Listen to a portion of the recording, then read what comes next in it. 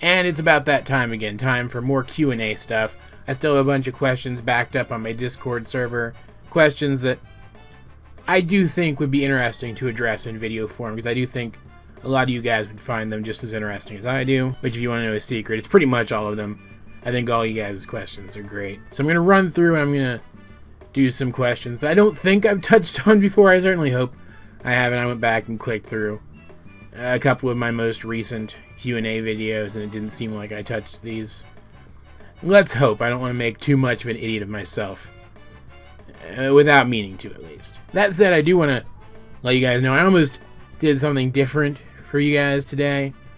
You know how nitpicking stuff is fun, and therefore people on the internet like to nitpick things? I almost did something very nitpicky for you guys. I'm not going to tell you exactly what it was, because I might still do it in the future, but it's a genre of video that I've come to really like recently. I wanted to give it a try.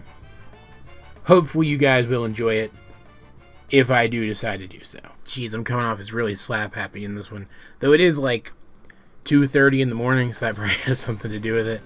Anyway, let's just jump into the first question here. By the way, that is the cutest username I've ever seen in my entire life. I just want to get that out of the way right now. I have a couple of silly questions for the Q&A thingy, if you don't mind my asking. I do not mind at all. 1. Have you ever come up with any fan characters, more commonly referred to as OCs, for Steven Universe?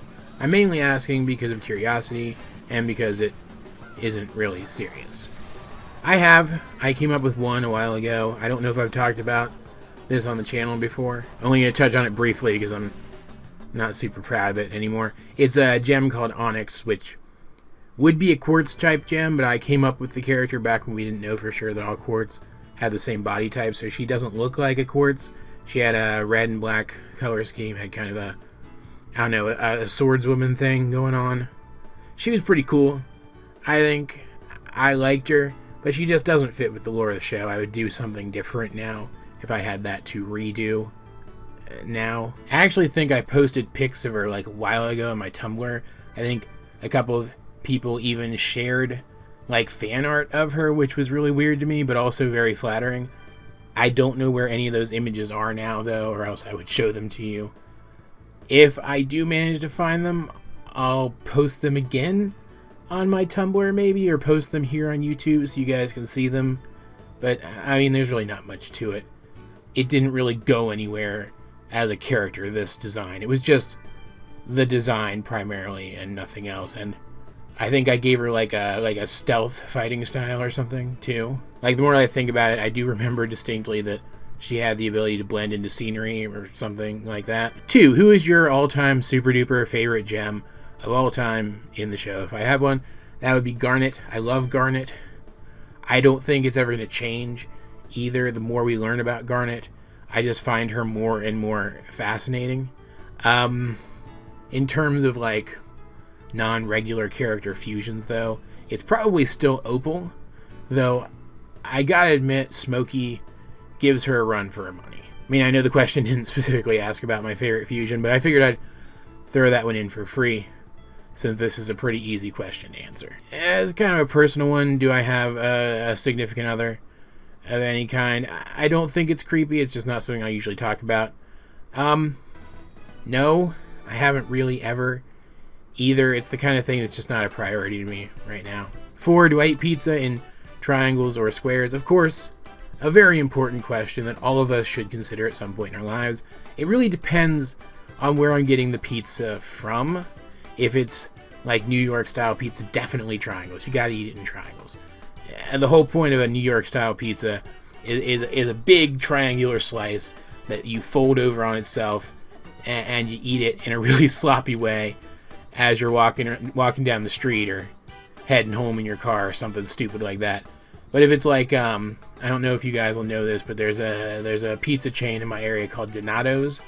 They're thin crust, toppings right to the edge of the crust, loaded up with toppings, and they cut into squares. They're cutting into squares is an option for them. I don't know if it's the default for them, but I've always gotten their pizza in squares, and I just think it's better. I think it's better to enjoy their pizza in smaller portions, but more of them. I don't even know why.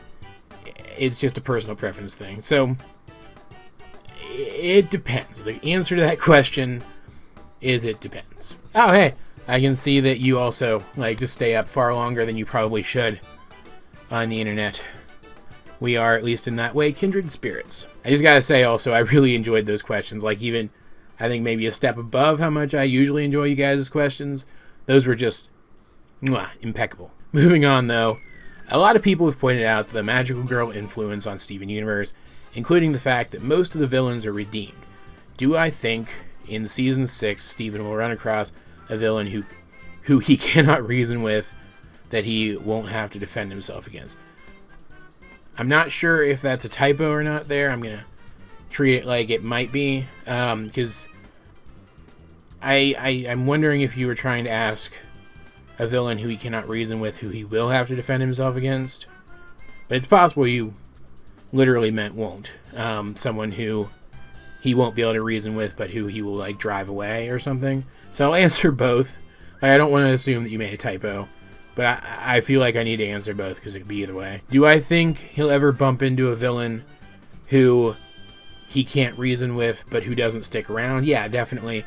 I even think that the movie villain might be something like that. They might be somebody who we see again down the line after the events of the movie. Something, and actually I think I saw, somebody else in the Discord actually pointed out that idea too. So I guess it's an idea that's been bouncing around there. And I mean, Aquamarine is kind of that kind of villain. She couldn't be reasoned with, but Steven didn't really defend himself against her, though, to be fair, he really couldn't. Her wand thing was way OP. To answer it the other way around, though, if you meant someone that he will have to defend himself against who can't be reasoned with, I mean, yeah, I still think it's possible. I think it's becoming far and far less likely as the series goes on. I really do feel like the Crew Universe really wants all of the villains in the show to be redeemable in some fashion. But it's still possible that they'll throw us a curveball and give us one who isn't. I'd like to see one who isn't redeemable. Someone who can't be reasoned with. Because in real life, you can't reason with everyone. And it would be nice to see this show, which often reflects real life through the fantastical, to reflect that aspect of real life. But it is still a kids' show trying to show kids positive outlook on things, how to deal with things in a positive manner. So I can understand why they might not want to go that direction. Yeah, it was when I was glancing through these that I saw that Darkness Void also seems to think that the upcoming movie might have a villain who can't be reasoned with but also gets away. Also, I can see you gave me permission to use your name, your username here. I'm not really worrying about that for people on Discord anymore, just for future reference. So about the Q&A, why do I think that Obsidian is so small? Is it due to Steven's height? I don't really think she was that small. Like, I don't think we ever really got an idea of how big she was supposed to be. The only kind of concrete idea we ever got was from a flashback that wasn't even really a flashback. It was the mention in the episode with Captain Dewey's story in it, but he very well could have been wrong. The teller of that story, the narrator of that story, could very well have been wrong about the height of the giant woman that the crew on the ship saw. It is possible, though, I think that Obsidian is smaller with Steven as a component because of his height. Yes, I think that's possible. I do not, however, think that we should assume that Steven's version of Obsidian is smaller, though, than the version which used Rose. And what do I think they'll do with Pink Pearl if she isn't the film's villain, which is something that Darkness theorizes? I mean, I don't know. I didn't expect that character to be able to come back from whatever had been done to her back when we first saw her. So I quite literally wrote her off as a character. And I haven't really had time to sit down and articulate where I think they could go with her. I think the best thing they could do with her is allow her to form a friendship with Steven, so that she can learn everything that Rose did after they parted ways, get to know the son of her diamond, and hopefully tell him stuff about his mother that no one else could. I think that would be absolutely fantastic. Moving on again to My Name Not Rick, which is an interesting username, as it seems to imply that you don't want me to call you Rick, but it is just so much easier to do so. So, Rick asks, do I think we'll ever see Pyrite, Bloodstone, Morganite, Hessonite, and all the other named gems in the show? Yeah, at the very least, kind of offhandedly in background stuff, especially if Steven and the Crystal Gems are going to interact more with Homeworld and Homeworld gems going forward. I definitely think at the very least they're going to make cameo appearances. Kerosene Kinks asks, how different do I think that Obsidian would look if Garnet split before refusing, if at all? And how different, if at all, do I think that any of the fusions with Garnet would look if Ruby and Sapphire split first? Not at all, unfortunately. It'd be very interesting if they would look different, but the crew has actually talked about this before. As long as a fusion overall contains the same gems, it's going to be the same fusion. There's no two ways about it. And I know they've kind of been, I won't say deceptive.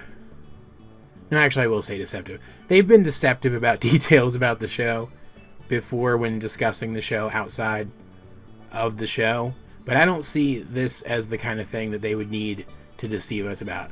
Whether or not Rose was Pink Diamond, yeah, but something like this, no. Now, let's say that wasn't the case. Let's say I was making the show and I decided that Obsidian would look different. For example, if it was made with Ruby and Sapphire instead of Garnet. I honestly don't know how I would convey that in something like Obsidian's design. Obsidian as a character, like, look at Obsidian and tell me what part of her specifically is made up of pearl. The long nose, maybe? It's not even that long, though, compared to Pearl's relative to Obsidian's body. Look at her and tell me which traits she gets specifically from Amethyst. I don't really see any at all. She has curly hair like Steven and Rose, but that's really the only trait I can really pick out that seems to go hand in hand with a specific component of this particular fusion. And I get that that's because there's just so many gems in there, it's hard to represent all of them, but imagine how much harder it would be if you had to represent 2 gems in the place of Garnet's 1. I have no idea how they would go about that. Now, if we're talking about a lesser fusion like Sunstone, for example, then I think rather than being so orangey, she'd have like patches of pink mixed with blue and pink mixed with red or something like that. Again, assuming that a fusion made of Steven, Ruby, and Sapphire would look different than a fusion made of Steven and Garnet. Is that Suhexia? Is that how you pronounce that? Wants to add to the question, do I think it's interesting that Ruby and Sapphire's fusions as Garnet and or fusions that include Garnet seem to be more influenced by Ruby than Sapphire, examples being color scheme, outfits, and elemental influences? No, I don't, because Garnet herself is more influenced by Ruby than Sapphire, which I think is very reflective of their personalities. Sapphire sits back and contemplates more, whereas Ruby is more upfront, in-your-face, action girl type of character. It makes sense that if Ruby's design influences are more upfront, just like Ruby herself is more upfront in Garnet herself, that they would also be more upfront and prevalent in fusions which involve Garnet. And to round out this video, Chris, another great username, you guys are awesome, says, to further add to that, I find it interesting that Pearl's colors, which have historically referenced all the diamonds and thus sparked some of the early theories of her ownership, are now so overwhelmingly blue in the new incarnation. So is blue her actual color, clear of all the political stuff? I've said this before, I think that all pearls are kind of blank slates and get to choose which colors they prefer whenever they're reforming. Like you say here that her colors have historically referenced all the diamonds. We don't know that that's true. We just know that she had a lot of colors in her design. Maybe Pink wanted her second pearl to be a little more interesting looking compared to the first one. Or maybe the diamonds even had Pearl take a form which had so many colors in it, specifically because they wanted to remind Pink of the fact that she had already lost one pearl by giving her one that looked nothing like it. End of the day, though, yes, blue does seem to be her preferred color. That's actually been the case for a really long time. If you look at her in The Answer, for example, I actually bring it up here for you guys right now, her color scheme does seem to be predominantly blue. I mean, there's some yellowishness in there for, like, her limbs and stuff, but, like, all of her clothing is blue, her sword blades are blue, her hair looks kind of green, which is a blend between the other colors in her design. She feels blue to me. When I look at this design, I think that character looks blue. Like, here's another one where she's even bluier than she was in the other one. You can even see she's got, like, blue eyes, and there's kind of, like, a bluish gray tint to, like, the inside of her mouth and stuff. Also, she has historically blushed blue throughout the entire series. So if I had to guess, I'd say that she just likes the color blue, and so now that she finally feels freed from either all the political baggage or all of her baggage related to Rose, because I do think she's finally grown beyond that, too, she decided to go with a more blue color scheme for her whole design. I think they decided to go with that specifically, unifying her color scheme. I think they decided to go with that specifically to symbolize how much she's grown at this point. That's going to be it for today. Guys, I really enjoy doing these Q&A videos. I feel like I'm engaging more with you guys than I would if I didn't do these at all. Though I could engage with you directly and answer them on Discord. I really do mean to get over there more again. Like, there's not even really a reason why I don't do it. It's just, it takes time, and I'm very short on time lately. That said, as per usual, I'd like to know, what do you guys think of any of the ideas presented in this video? Let's get, hopefully, multiple discussions going in the comment section down below, or over in my Discord, link in the description. But either way, this has been AJ22, and I will talk to you guys later.